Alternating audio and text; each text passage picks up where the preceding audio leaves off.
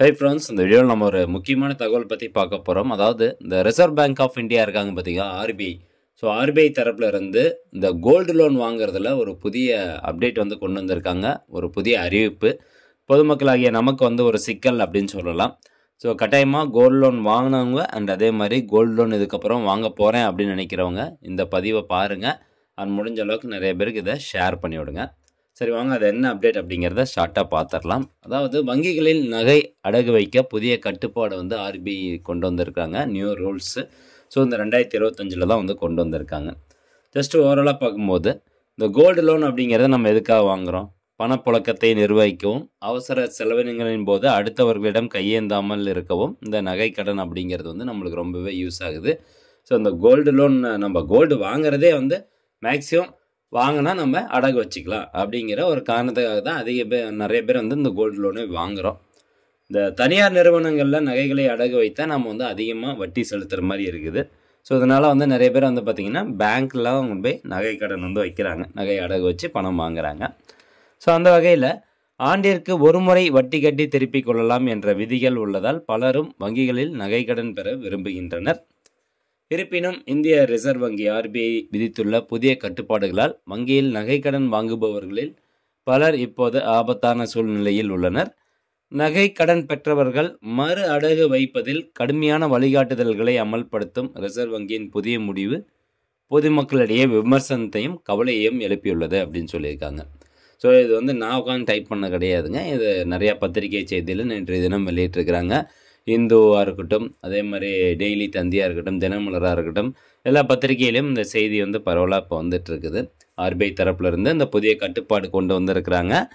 எதுக்கு இந்த கட்டுப்பாடு அப்படின்னு பார்த்தீங்கன்னா, இப்போ நம்ம அடகு வச்சுருக்கிறோம், ஒரு வருஷம் முடிஞ்ச உடனே மறுபடியும் அதை நம்ம அடகு வச்ச அமௌண்ட்டை ஃபுல்லாக செலுத்தாமல் வெறும் வட்டி மட்டும் செலுத்திக்கிட்டு மறு அடகு வந்து வைப்போம். ஸோ அதில் தான் வந்து புதிய கட்டுப்பாடு கொண்டு வந்திருக்காங்க.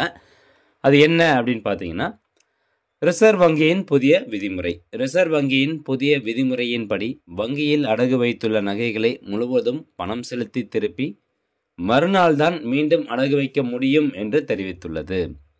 வட்டி மட்டும் கட்டி அதே தினத்தில் மறு அடகு வைக்க முடியாது என்றும் தெரிவித்துள்ளது. இதனால் கடன் வாங்கியவர்கள் முழு பணத்தையும் புரட்ட வேண்டிய சூழ்நிலை ஏற்பட்டுள்ளது. மேலும் நகைகளை திருப்பிய மறுநாள் தான் மீண்டும் நகைகளை அடகு வைத்து பணம் பெற முடியும். ரிசர்வ் வங்கியின் இந்த விதிகள் ஏழை எளிய மக்களுக்கு அதிக பாதிப்புகளை ஏற்படுத்தியுள்ளது.